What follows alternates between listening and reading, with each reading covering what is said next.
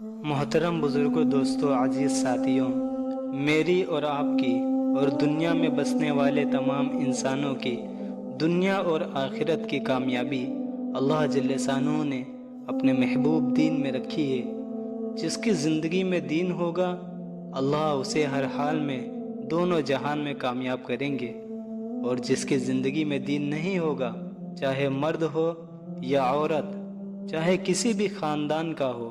کسی بھی ملک کا رہنے والا ہو، چاہے کامیاب ہونے کے تمام نسخے جانتا ہو، لیکن اگر اس کی زندگی میں دین نہیں ہوگا، یعنی اللہ کے احکام اور نبی صلی اللہ علیہ وسلم کا نورانی اور پاکیزہ طریقہ نہیں ہے، تو اللہ جل شانہ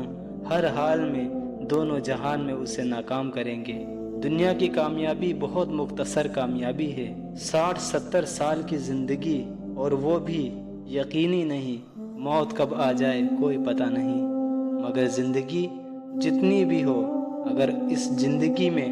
اللہ کے حکم کے مطابق، حضور صلی اللہ علیہ وسلم کے طریقوں کے مطابق اللہ کی مان کر چلیں گے، تو اللہ تبارک و تعالی دنیا کی اس چھوٹی سی زندگی میں بھی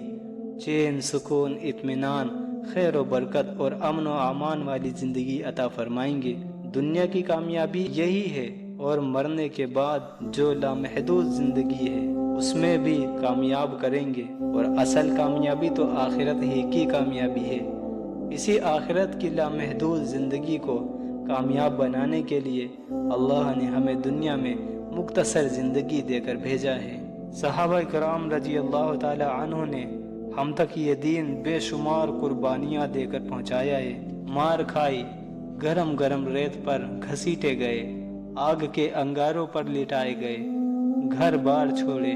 بیویوں کو بیوہ کیا، بچوں کو یتیم کیا، طرح طرح کی تکلیفیں اٹھائیں، بلکہ شہید ہوئے، تب جا کر یہ دین ہم تک پہنچا ہے۔ اب اس دین کو ہماری زندگی میں باقی رکھتے ہوئے دوسروں تک پہنچانا ہے، کیونکہ اب کوئی نبی اس دنیا میں آنے والا نہیں۔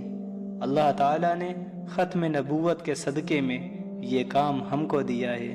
اس کام کے ہم ذمہ دار ہیں،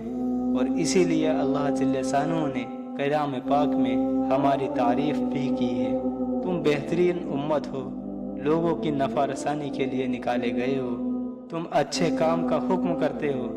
اور برے کام سے روکتے ہو، اور ایک اللہ پر ایمان رکھتے ہو۔ حضرت ابو درداء رضی اللہ تعالی عنہ، جو ایک ذلیل القدر صحابی ہیں،